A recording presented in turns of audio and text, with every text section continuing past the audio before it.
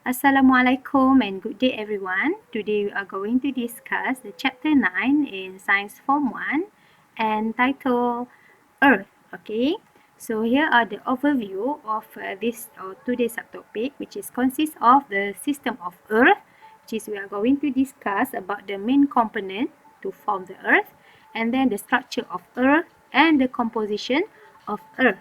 Okay.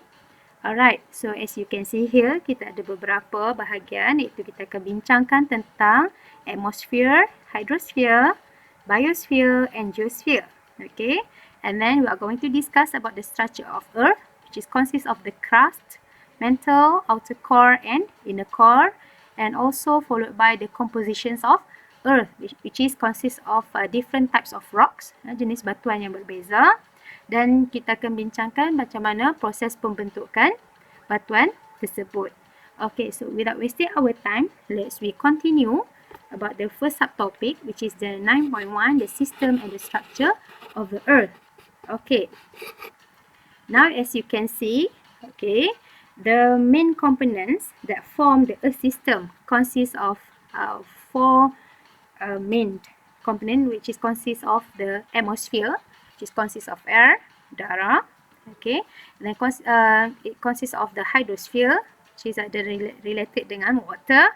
Geosphere is about the rock and land, and also the biosphere, okay, consists of living things or life. Okay, sekarang kita discuss tentang atmosphere. Okay, it is about the air zone, di mana mengandungi udara, which is covering the earth surface. Okay, and then hydrosphere, it is all about the water zone, melibatkan air, di mana including the rivers, lakes, seas and also the water tract, iaitu air seperti ais, underground water, ini juga adalah termasuk di bawah komponen hydrosphere.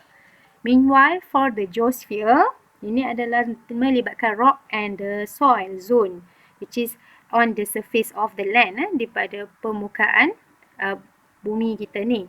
And then followed by the biosphere, which is consists of the life zone, which is there are the variety of life such as the human, animal, plants and also the microbes. So all those things are in the biosphere. Okay. Now, let's continue about atmospheric stratification, iaitu pembahagian secara strata lapisan atmosferik kita. Okay, from the ground of Earth ini, okay, dia starting dengan troposphere. Troposphere is about 0 to 13 kilometers from the ground. So di sini di mana living organism boleh nafas, the wind blows, ada angin dan juga ada pembentukan awan dan juga hujan di bahagian troposphere. Okay, second one is stratosphere. Okay, kita tengok stratosphere, which is about 13 to 15 kilometers, di mana kawasan ni sesuai, suitable or stable for the aircraft flights, sesuai untuk kapal terbang bergerak.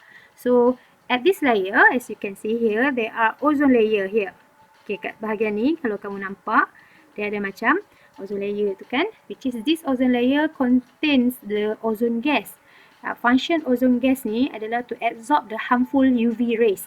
UV rays maksudnya sinaran ultraviolet from the sunlight. Ya, kat sini dia akan absorb. Dia tak nak bagi UV rays tu menembusi kawasan tersebut dan menembusi masuk ke manusia lah.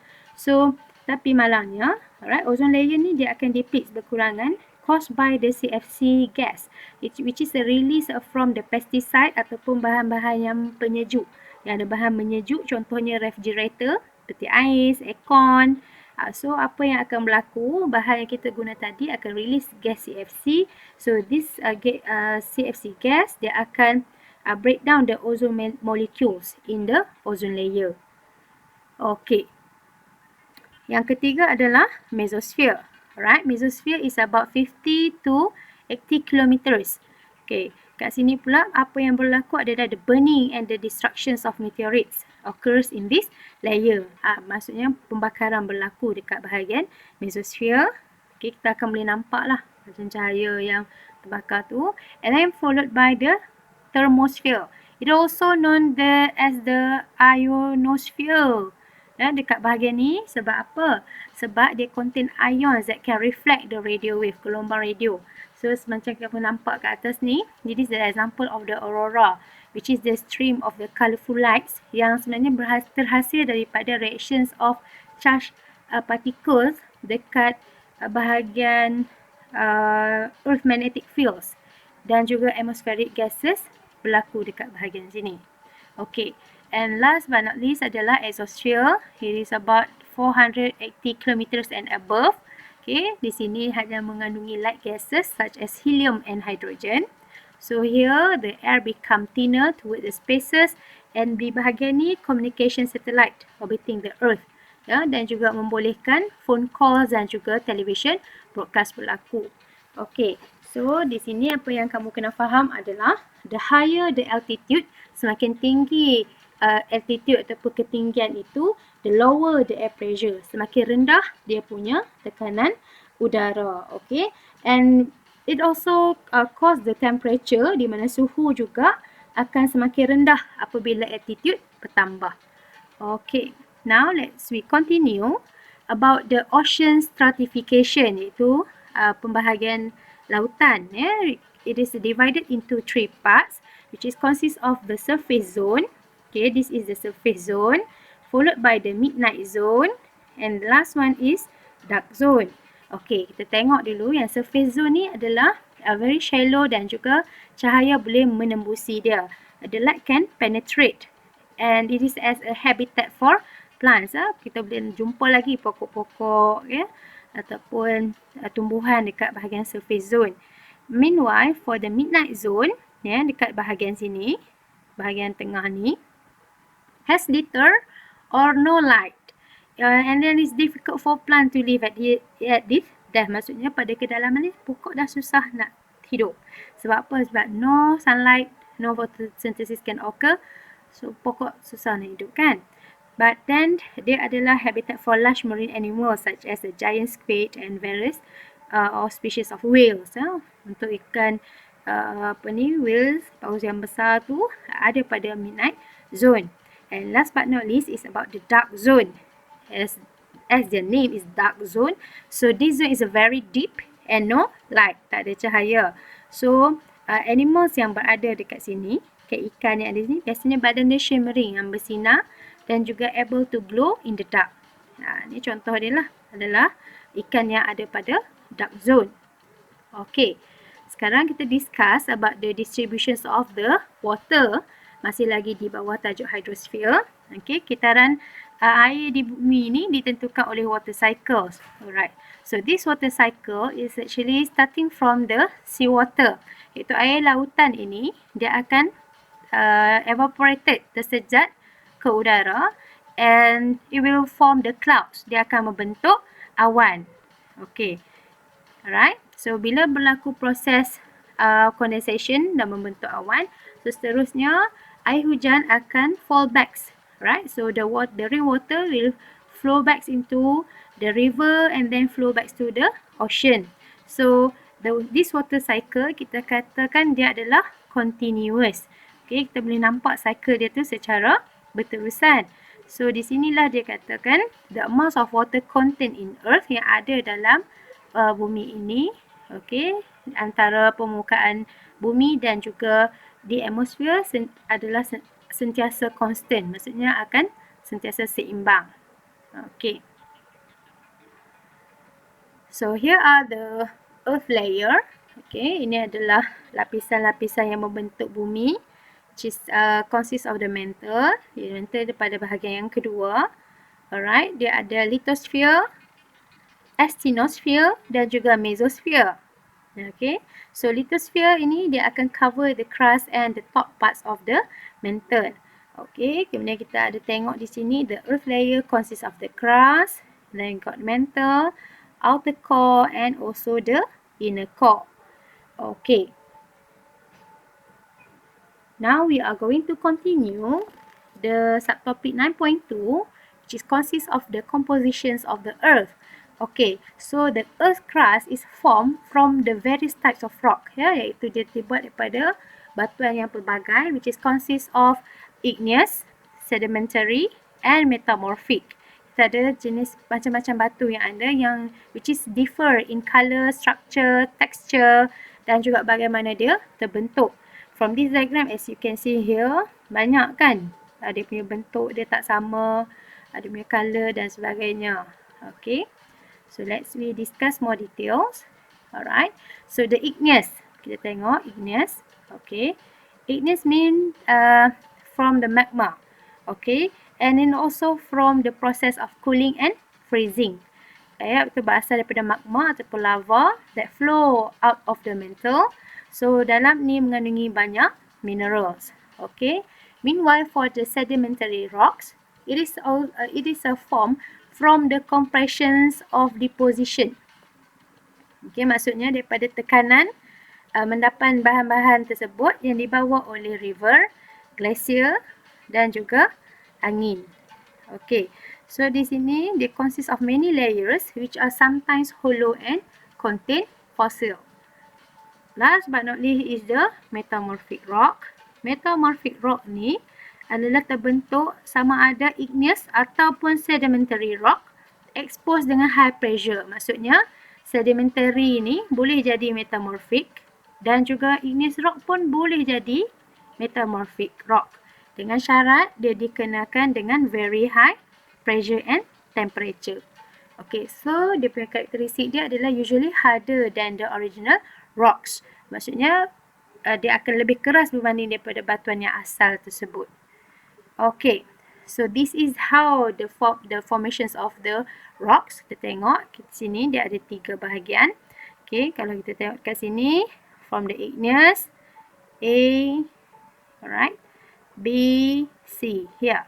So igneous ni dia berasal daripada magma, daripada lava yang berada daripada mantle bumi. So melalui proses cooling and freezing dia akan membentuk igneous. Okay, for igneous ni juga dia akan mengalami proses weathering.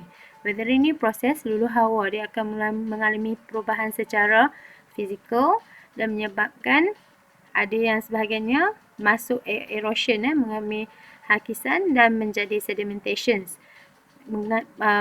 Terenak dan membentuk sedimentary rocks. Okay, sedimentary rocks ni pula undergoes the high heat and pressure. Same goes here, which is the igneous, mengalami heat and pressure yang kuat, so dia akan membentuk metamorphic rocks. Okay. Last but not least is about the main process of the earth. So the process that involved in earth is the exogenic process and endogenic process. Exo means the outer ataupun proses yang berlaku on the surface of earth, permukaan bumi. As you can see as the background from this slide, ini adalah proses luluh hawa, weathering. Okay. So example dia adalah ada 4 proses, iaitu weathering, and then we got erosion, okay, hakisan, kemudian mass and land depletion, and last one is transport and sedimentation. So ini adalah 4 proses yang terlibat dalam exogenic process. Meanwhile, for endogenic process, ini melibatkan force, daya daripada bumi, dalam bumi. So membentuk dan juga merubah permukaan bumi. Example as a mantle convection process, magma activity dan juga earth crust movement ataupun dipanggil sebagai plate tectonic. Okay. So kita discuss lebih sikit tentang exogenic process. The first one is about the erosion. Okay, hakisan is erode, dia akan menghakis a surface. Contohnya agent dia adalah water, wind and wave. Alright, so structure agent ni akan merubah bentuk permukaan bumi kita. And then followed by the weathering. Weathering ni proses luluh hawa.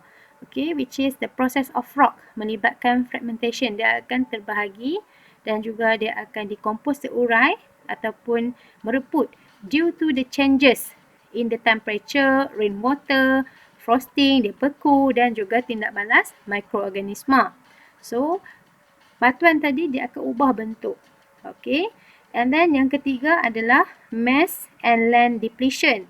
Iaitu it will involve the soil movement, pergerakan tanah from the top of the slope to below as a result of gravitational force. So kalau batuan ni, tanah-tanah ni dia akan ke bawah. Last but not least adalah transport and sedimentation. Pemindahan dan juga pemendapan, iaitu weathered or corroded materials yang berasal daripada proses weathering dan juga erosion tadi. Okey. So bahan-bahan yang dibawa oleh agent weathering and erosion, will akan sedimented. Dia akan terenap when the velocity of the agent decreases. Bila bahan-bahan larut tadi, dia akan berhenti ataupun slow, so dia akan terenap dan membentuk struktur yang baru. Okay. Last one is about the endogenic process. Endogenic process yang melibatkan proses dari dalam mantle, dalam bumi yang merubah kita punya struktur bumi kita. So ada 3, iaitu yang pertama mantle convection. Ini melibatkan high pressure daripada kita punya mantle, ni bahagian bumi kita kan. Okey, dan juga core, teras kita punya bumi yang menyebabkan convection current. Ya. So this current are able to move the earth crust. Dia menyebabkan kita punya lapisan bumi kita bergerak. Kemudian earth crust movement, ya, iaitu plate tectonic, iaitu berdasarkan daripada teori plate tectonic kita, iaitu earth ni divided into several pieces of plate. So this plate constantly move resulting in collision and divergence. So dia akan sentiasa berlaku pergerakan dan membentuk various landform on earth and continental drift. Dia melibatkan terjadinya benua dan pembentukan benua di sini. Kalau kamu nampak ya, GIF image yang ada kat atas tu. Okay. And last but not least adalah the magma activity. Ini melibatkan volcanoes, letupan gunung berapi on the earth crust that allow the molten and hot magma to flow out through it in a strong eruption. Dalam letupan yang kuat itu, so dia akan membentuk struktur-struktur yang akan berkumpul dekat slope, dekat bahagian slope tu, membentuk volcanic cones. Okay. So with that, we have reached to the end. Thanks for watching. So I hope to see you again. We are going to discuss after this the subtopic 9.4, 9.5 and 9.6. So take care with that. Thank you very much and see you again.